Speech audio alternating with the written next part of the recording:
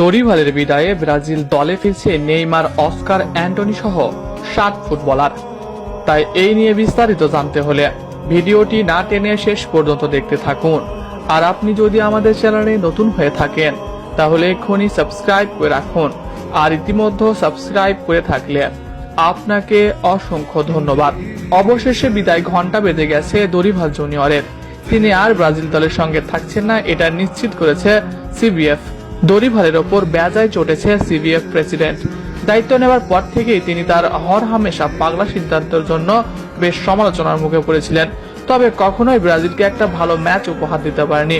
তার রয়েছে ছোট্ট ছোট্ট দলের সঙ্গেও ড্র করার অভিজ্ঞতা। আর বাকি কিছু ম্যাচে হুট করেই লাকি চার্ম হওয়ার ফলে ম্যাচটি জিতে গেছে ব্রাজিল।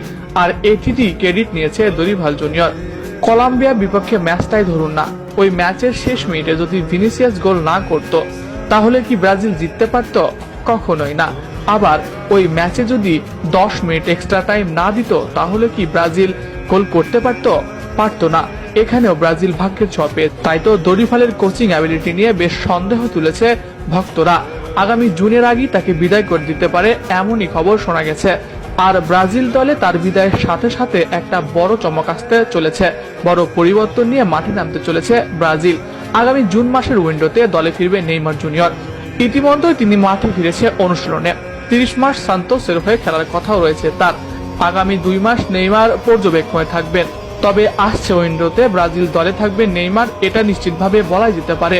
অস্কার চীনের ক্লাব থেকে আবারও ব্রাজিলিয়ান লিগে ফিরেছে। আর ফিরেই দারুণ পারফর্ম করে 53 সদস্যের স্কোয়াডে ফিরেছিলেন তিনি। তবে তাকে দলে রাখেনি দরিভাল জুনিয়র। এমনকি ইনজুরিতে 4 খেলোয়াড় ছিটকে গেলেও সেখানে তাকে দলে নেওয়া হয়নি। অন্যদিকে লা লিগায় দারুণ পারফর্ম করেছেন অ্যান্টনি। আলোচনায় ছিল যে কোনো মুহূর্তে তিনি দলে ডাক পাবেন। 53 সদস্যের স্কোয়াডের ডাক পেয়েও তিনি 23 সদস্যের স্কোয়াড থেকে বাদ পড়ে যান। রিয়াল বেটিসের একাই যিনি ম্যাচ জিতে যাচ্ছিলেন, পাশাপাশি তিনি অ্যাসিস্ট করেও দলকে জেতাতে সাহায্য করেছিলেন, তাকেও দলে রাখেনি দরিভাল জুনিয়র। অন্যদিকে ডিফেন্স ও মাঝমাঠ শক্তিশালী করতে আলোচনায় রয়েছেন ক্যাসিমিরো। বর্তমান সময়ে মাঝমাঠ ব্রাজিলের দুর্বল, ডিফেন্স মোটামুটি থাকলেও মাঝমাঠ নিয়ে বেশ চিন্তিত। আর্জেন্টিনার বিপক্ষেও মাঝমাঠ নিয়ে বেশ ভুগতে হয়েছে ব্রাজিলকে। তাই তো আবারও আলোচনায় ক্যাসিমিরো।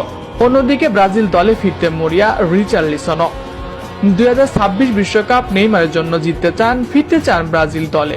আর কেন তিনি বাদ পড়েছিলেন ব্রাজিল দল থেকে এটা সবারই জানা। দরিভাল জুনিয়রের পছন্দের খেলোয়াড় নয়, এই কারণেই তিনি দল থেকে বাদ পড়েছিলেন।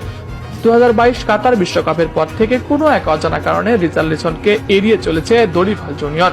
তবে তারও দলে ফেরার একটা প্রবল সম্ভাবনা দেখা দিয়েছে। অন্যদিকে